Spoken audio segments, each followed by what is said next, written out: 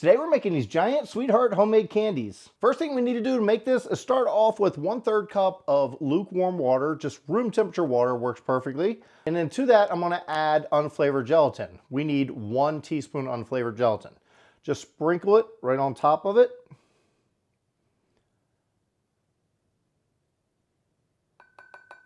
And we're gonna let this sit for about 5 minutes. So it's been 5 minutes. You can see it's kind of turned into a jelly a little bit.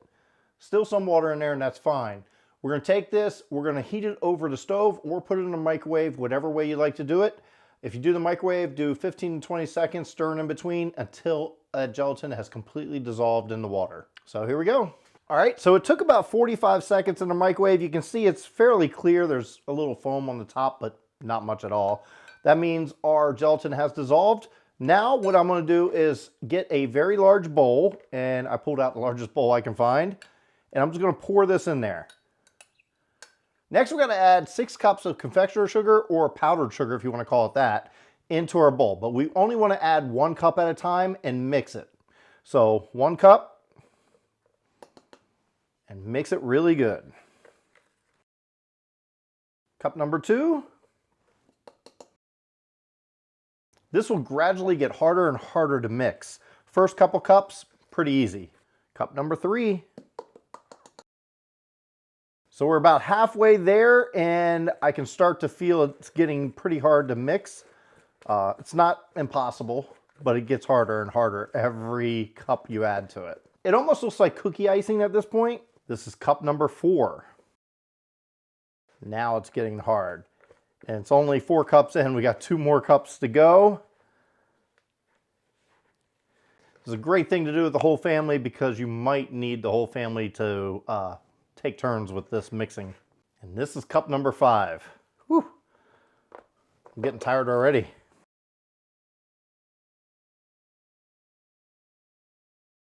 Now at this point, you can knead it instead of mix it. It probably will be easier, and that's what I'm going to do. Since it's gotten too difficult to mix with the mixer, I'm going to just sprinkle some confectioner sugar on a hard surface, a clean surface.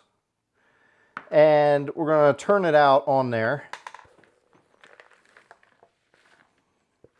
Make sure you get everything out. And put our bowl aside. Now this is starting to harden up a little bit as we go. All right, so just gather it together. It might take a minute or 2, but you need to just knead it together. And this does take a little bit of time. And it's just working all that powdered sugar into the dough. And as you can see, that's mostly what this is. It's just powdered sugar. I'm gonna keep working on this. I'll let you know at the end how long it took me to knead all this. Just wanna get to the point where it's all smooth and all that powdered sugar has mixed into there. And then we can move on to the next step. I'm out of breath already. Okay, so it took me another 5 minutes to knead this dough. So all in all, about 10 minutes of mixing and kneading. And you can see it's kind of this real dough. It's a little smooth. I left a little bit of that powdered sugar on here. What we got to do now is, if you're going to have different flavors and different colors, you would divide it into, let's say, 2 or 3 different things, or however many you're going to do. I'm going to do 1 color and 1 flavor. So the first thing I'm going to do is the color. The color, we're going to use this pink. I'm going to put a couple drops of pink in there. And the whole thing's going to be pink.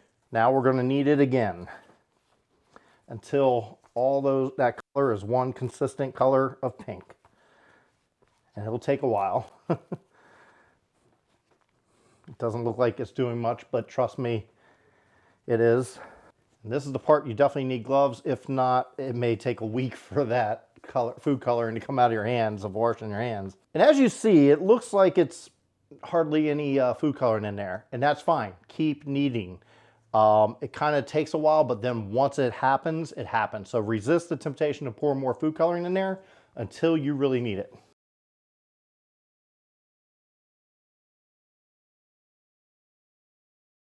And as you see right now, we have a pretty consistent color. There's a little stripes of white in there. I'm okay with that.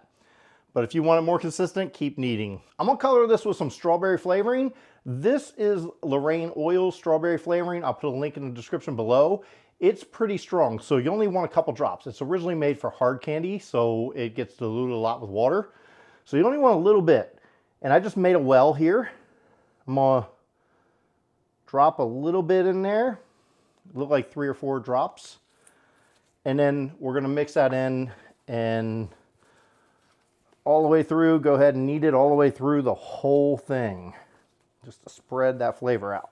And you see right here, if it starts to stick on there, take a little bit of that powdered sugar, but not too much, just enough to keep it from sticking.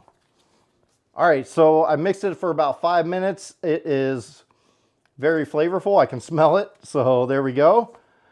Now we got to form it in the shape of a heart, and that's going to be pretty easy to do. Now what we need to do is flatten this down a little bit, and I'm just going to use some parchment paper just so it doesn't stick to my roller. Because I'm making a giant one of these, I'm not going to flatten down too much. I'm going to keep it pretty thick, maybe 1.5 inches. Now we take our heart shape cutout and press it in. And as you see, there it is.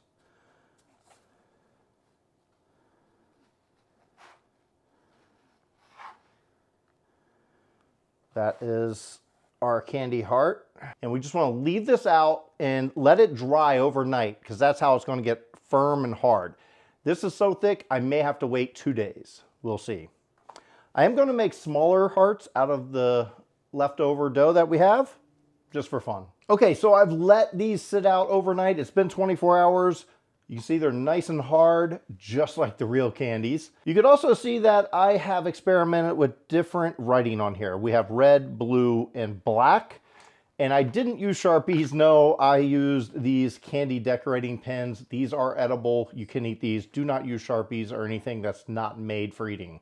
So I don't know what to write, but I'm gonna figure out something here. Now the hard part, when you're making something that's larger than the small ones, how big do I make the writing?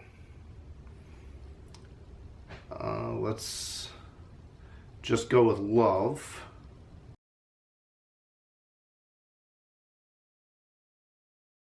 XOXO.